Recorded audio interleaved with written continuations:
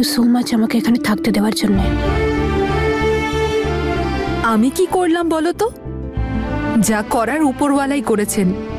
এমনি এমনি আমরা একে অপরকে সাহায্য করতে আসিনি, এতেও ওনার কোনো হাত আছে। তুমি দেখে নিও। নাও এবার সন্ধ্যাবেলার প্রস্তুতি নিতে হবে। নিজে থেকে কি আর সব কাজ হয়ে যাবে? না করলে কোনো কাজই হয় না। এই দেখো কি কাণ্ড ঘটিয়েছি। কি হলো? আরে সবজিই নেই। সন্ধ্যেতে কি করব? ধাবার মালিক নিজেই সবজি দিয়ে যায় রোজ। আজ দিল না কেন কে জানে। এখানকার মালিক নিজে সবজি দিতে আসে নাকি? হ্যাঁ মা, অনেক লেখাপড়া জানা ছেলে, লন্ডন থেকে পড়াশোনা করে এসেছে, কিন্তু মনটা এত ভালো, একদম মাটির মানুষ। এখানে নিজে হাতে সবজি চাষ করে আর মানুষজনদের খাওয়ায়। হ্যাঁ, মানতে হবে যে ওই ছেলেটা একটু জেদি, কিন্তু মনটা হীরের মতো খাঁটি। কিন্তু এখন সবজি কোথা থেকে আসবে? আরে বাজার থেকে নিয়ে আসতে হবে, আবার কি? কোনো উপায় নেই। এইমাত্র এলাম, আবার যেতে হবে। আরে তুমি আবার কেন যাবে? তুমি আমায় বলে দাও, আমি নিয়ে আসছি। তুমি এক্ষুনি কয়লা নিয়ে এলে তো। তুমি নিয়ে আসবে? খুব ভালো মা, বেঁচে থাকো। এ নাও, এতে সবজির লিস্ট আর টাকা আছে। আর এই ফোনটা তোমার জন্য। আরে এটা আমারই, এতে আমার আরেকটা নাম্বার সেভ করা আছে। রাস্তায় যদি কোনো সমস্যায় পড়ো বা কিছু জানতে হয় তাহলে আমাকে ফোন করে নেবে। আমার খিদে নেই।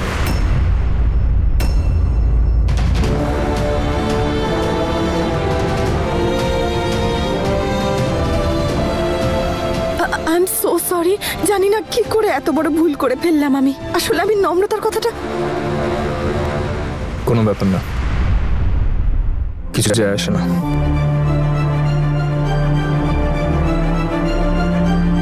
যাওয়া যাক হিয়া। ঈশান বাবা, না তুই কিছু খেলি আর না হিয়া। কিছু না খেয়ে দে এইভাবে চলে যাওয়াটা ভালো দেখায় না রে বাবা। তোমাদের সাথে দেখা হলো, এটাই যথেষ্ট।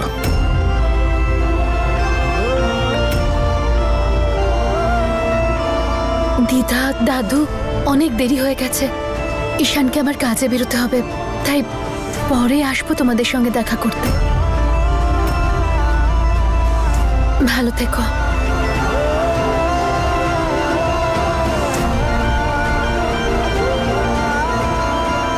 হিয়া, ঈশান,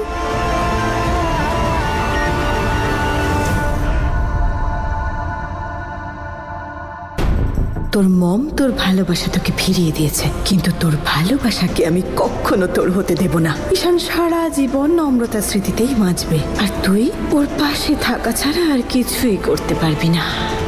বাবা ঈশান। হ্যাঁ দাদু। বাবা, আমি তোমার কাছে ক্ষমা চাওয়ারও যোগ্য নই, তবু যদি পারো তো। দাদু, তুমি গুরুজন আমার।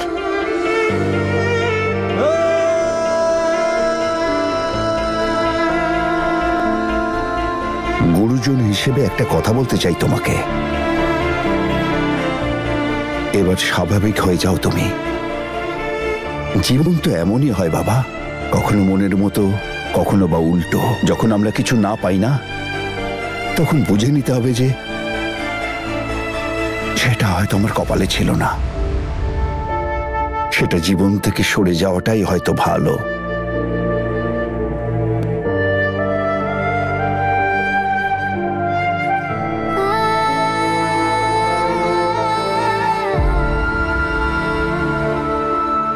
বেঁচে থাকো বাবা। আসছি দাদা। নিজের খেয়াল রাখিস। তুমিও।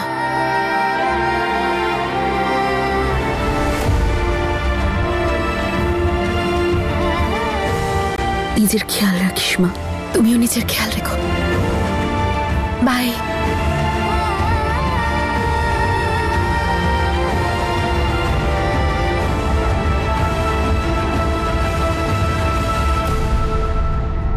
কাগজপত্র কোথায় আছে আমি জানি না দাদা, এখানেই কোথাও হবে হয়তো। আরে বৌদি, তুমি না সত্যি। আরে আমি নিউজ পেপারের কথা বলছিলাম না, প্রপার্টি পেপারসের ব্যাপারে বলছিলাম। আরে যেটা দাদা নিজের কাছে রেখে দিয়েছিলেন না, আর যাতে লেখা আছে যে পুরো প্রপার্টিটা ওনার নামের। দেখো বৌদি, এই সব কিছু সামলে রাখা খুব দরকার। কে বলতে পারে ভবিষ্যতে কিছু এদিক ওদিক হয়ে গেল তখন, তাই না? বাড়ির বড় আমি এখন, তাই এইসব কিছু নিয়ে আমি আজকাল একটু বেশি চিন্তা করি। আর ওদিকে বেচারা ঈশান ডিউটি করবে নাকি এসব সামলাবে? সেই পেপারের ব্যাপারে তো আমি কিছুই জানি না দাদা। হ্যাঁ, ওদের বাবা চলে যাওয়ার পর ঈশানই সবটা সামলাচ্ছে। ওর কাছেই আছে হয়তো, আপনি চাইলে ওকে একবার জিজ্ঞেস করবেন। না না না না না, ছেড়ে দাও এখন। দিরাগমনে শ্বশুর বাড়ি গেছে, বিরক্ত করে লাভ নেই। এমনিতেও ওর দিনকাল খুব একটা ভালো যাচ্ছে না।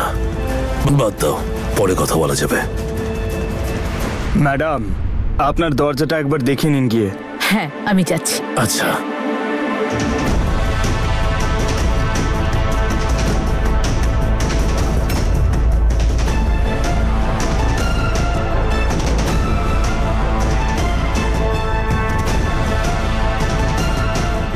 নাও, কি হলো এবার বলো? তুমি তো বলছিলে যে ঈশান জানতেও পারবে না, পেপারে সাইন করানো হয়ে যাবে। পেপার তো দূরের কথা, জেঠিমা ওকে না বলে কিচ্ছু করবে না। আমি একবার যেটা করব বলে সিদ্ধান্ত নিই সেটা আমি করেই ছাড়ি। আর ঈশান তো দুদিনের ছোকরা, ওকেও সাইড করে দেবো আমি। অটো,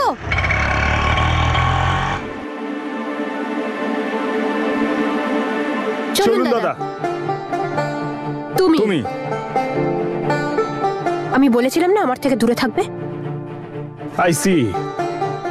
তোমাকে একটা কথা বলি, দেখো আসলে যে কথাটা তুমি আমাকে বলছো সেটা আগে নিজে পালন করো।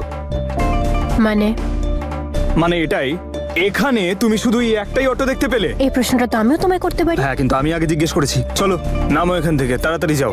দেখো, আমি আগে উঠেছি, আমি কোথাও যাব না। মনে হচ্ছে ব্রেনের সঙ্গে সঙ্গে তোমার চোখটাও খারাপ হয়ে গেছে। আগে আমি বসেছিলাম এখানে। দেখো, অটোতে এই দিক থেকে ওঠে। হ্যাঁ, এখান দিয়েও বসা যায়।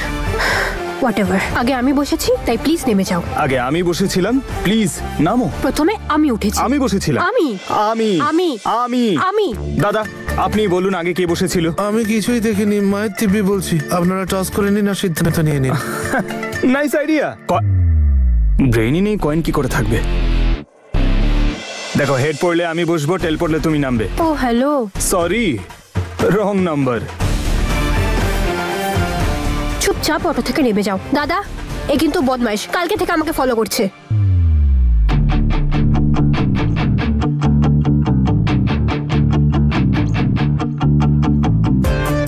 যখন থেকে দেখা হয়েছে শুধু গন্ডগোলই হচ্ছে। হ্যাঁ, আমার লাইফটা তো খুব ভালো যাচ্ছে না। হ্যাঁ, তার জন্য দায়ী আমি নয়, ওকে? তা তোমাকে বলেছেই বা কে? ও আই সি, আমি তাকে বুঝতেই পারিনি।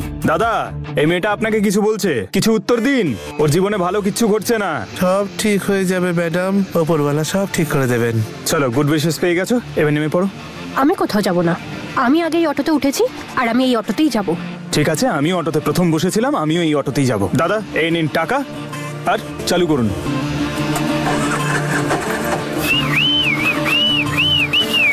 দাদা দাঁড়ান,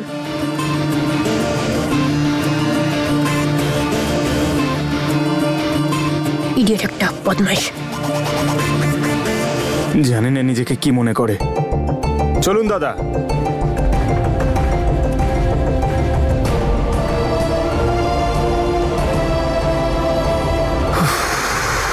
নিজের একটা জিনিসেরও খেয়াল রাখতে পারে না, আর বড় বড় কথা।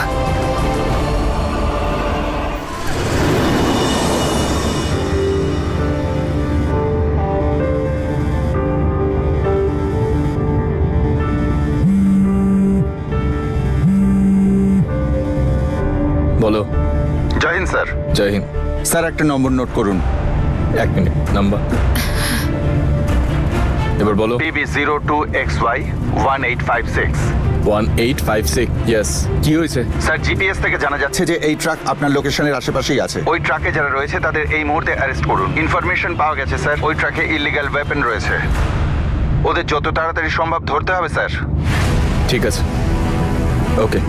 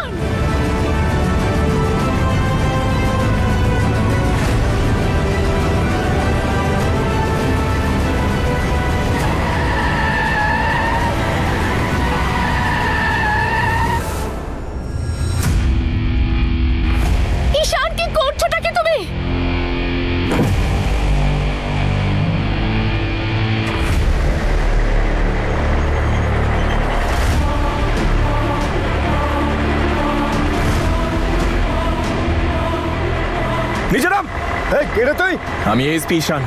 হ্যাঁ? নাম নিচে।